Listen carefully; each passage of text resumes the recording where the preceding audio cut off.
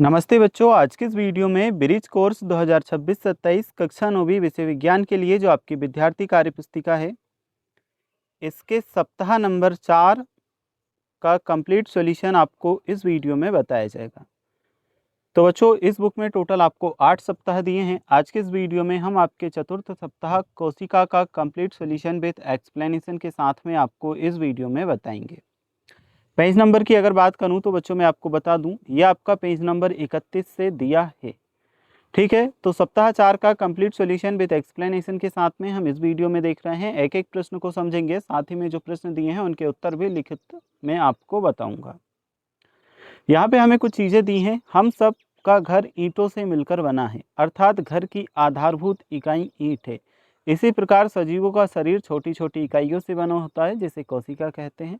कोशिका की खोज रॉबर्ट हुक नामक वैज्ञानिक ने की थी। कोशिका की संरचना का बताया गया है। कोशिका एक बाह्य पतली झिल्ली से घिरी रहती है, जिसे कोशिका झिल्ली कहते हैं। कोशिका झिल्ली के अंदर केंद्र में केंद्रक होता है। ठीक है, यहाँ पे कोशिका को बताया गया है, जीव द्रव्य को बताया गया है। जीव द्रव्य, कोशिका द्रव्य और केंद्रक द्रव्य को बताया गया है। नीचे हम चलेंगे तो कोशिका द्रव्य में पाए जाने वाली कोशिकांग व कार्य लिखे हैं। जैसे माइटोकॉन्ड्रिया कोशिका का पावर हाउस होता है। राइबोसोम प्रोटीन की फैक्ट्री कहा जाता है। हरित लवक को कोशिका की रसोई कहा जाता है। लाइसोसोम को आत्महत्या की थैली कहते हैं। रिक्तिका को कोशिका का नियंत्रण कक्ष कहते हैं। नीचे हम चलेंगे तो केंद्रक को हमें समझाया है, और जंतु कोशिका और वनस्पति कोशिका, जिसे पादप कोशिका भी हम बोलते हैं, ये बताए गए हैं। और बच्चों यहाँ से कुछ गतिविधियाँ दी हैं, और गतिविधि 1, गतिविधि 2 में तो कुछ नहीं लिखना। गतिविधि नंबर जो 3 आपको दिया है, इसमें हमें प्रश्नों के उत्तर कंप्लीट करने हैं।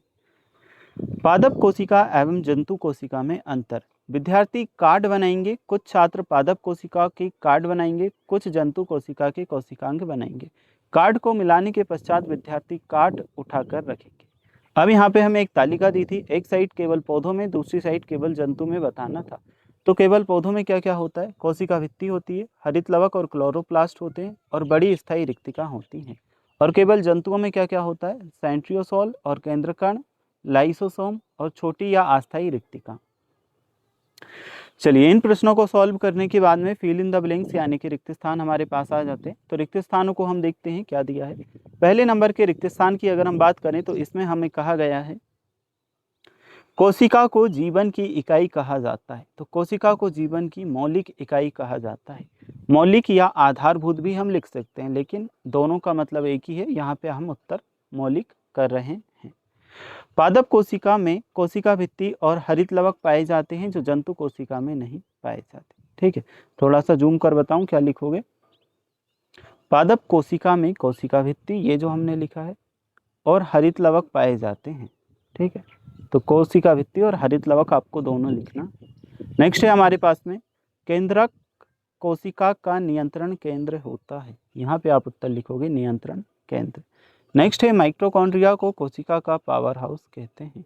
पावर हाउस या ऊर्जा घर दोनों कहते हैं, लेकिन उत्तर में हमने पावर हाउस लिखा है। ठीक है,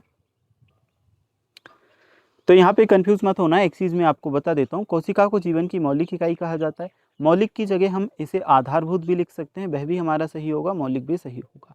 और माइटोकॉन्ड्रिया को कोशिका का पावर हाउस कहा जाता है। यहाँ पे हमने पावर हाउस लिखा है, यह भी सही है। अगर हम इसकी जगह ऊर्जा घर लिखेंगे तो वह भी हमारा सही रहेगा।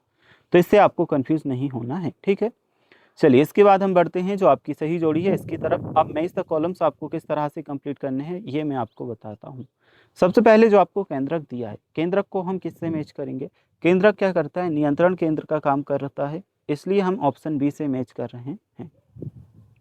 तो केंद्रक को हम नियंत्रण केंद्र से मैच करेंगे।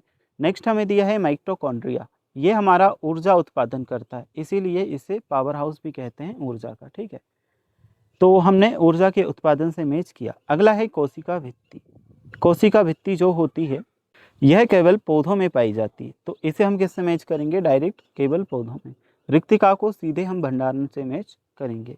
एक बार मैं पूरा बता देता हूँ। केंद्रक को हमने नियंत्रण केंद्र से मैच किया, माइटोकॉन्ड्रिया को ऊर्जा उत्पादन से, कोशिका भित्ति को हम यहाँ केवल पौधों से, और रिक्तिका को केवल भंडारण से मैच करेंगे। अब हम बढ़ते हैं आपके सत्य असत्य के प्रश्नों की तरफ। तो पहले आप समझो, फिर मैं उत्तर बताऊंगा। कोशिका भित्ति जंतु कोशिका में पाई जाती है, तो कोशिका भित्ति ओनली ऑन पादप कोशिका में पाई जाती है, जंतु में नहीं पाई जाती, असत्य करेंगे। क्लोरोप्लास्ट पौधों में हरा रंग देता है, ये बात सही है, तो ये सत्य होगा। केंद्रक कोशिका को निर्देश देता है, ये भी सही है। माइटोकॉन्ड्रिया को कोशिका का ऊर्जा घर कहलाता है, ये भी सही है। तो यहाँ पर हमने सत्य असत्य लिख भी दिए, आपको देखना है। पहले वाला कोशिका भित्ति जंतु कोशिका में पाई जाती है, असत्य आएगा। क्लोरोप्लास्ट पौधों में हरा रंग देता है, सत्य है। केंद्रक कोशिका को निर्देश देता है, सत्य आएगा। माइटोकॉन्ड्रिया कोशिका का ऊर्जा घर कहलाता है, सत्य है। अभी मैंने ऊपर आपको बताया भी था कि माइटोकॉन्ड्रिया को कोशिका का ऊर्जा घर और पावर हाउस दोनों चीज कहते हैं। ऊतक उत्पत्ति, रचना एवं कार्य। एक समान कोशिकाओं का समूह ऊतक कहलाता है। ऊतक दो तरह के बताए गए हैं, एक होता है पादप ऊतक, दूसरा होता है जंतु ऊतक। ठीक है, पादप ऊतक में भी आपके दो भाग होते हैं, एक होते हैं विभज्योतक ऊतक, दूसरा होता है आपका स्थायी ऊतक। तो अब यहाँ पे हमें दिया है जंतु ऊतक, इसमें चार दिए हैं, एपिथेलियम ऊतक, संयोजी ऊतक, पेशीय ऊतक, तंत्रिका ऊतक। जंतु ऊतक के यहाँ पे चार भाग बताए गए हैं, एपिथेलियम, संयोजी, पेशीय और तंत्रिका ऊतक। सभी का अगर आप चित्र भी देखो तो यहाँ पे उदाहरण के साथ बताए गए हैं। अब हमें दी है गतिविधि, आओ करके देखें। स्पंज मॉडल एक्टिविटी पौधों के ऊतक, यह दिया है। रबर बैंड स्ट्रेस एक्टिविटी मांसपेशी ऊतक, यह दिया है। धागा नेटवर्क एक्टिविटी तंत्रिका ऊतक, यह दिया है। चलिए बच्चों, हम बढ़ेंगे आगे और देखेंगे जो आपके अगले प्रश्न हैं उन्हें। प्रतिवर्ती क्रियाएं वे क्रियाएं जो अति शीघ्र संपन्न होती हैं, प्रतिवर्ती क्रियाएं कहलाती हैं। इनका नियंत्रण मेरुरज्जु करता है। प्रतिवर्ती क्रिया का यहाँ पे चित्र भी दिया है। अब यहाँ से हमारे अभ्यास प्रश्न यानी कि कार्यपत्रक स्टार्ट होता है। पहले नंबर का प्रश्न हम देखेंगे, सही विकल्प चुनिए।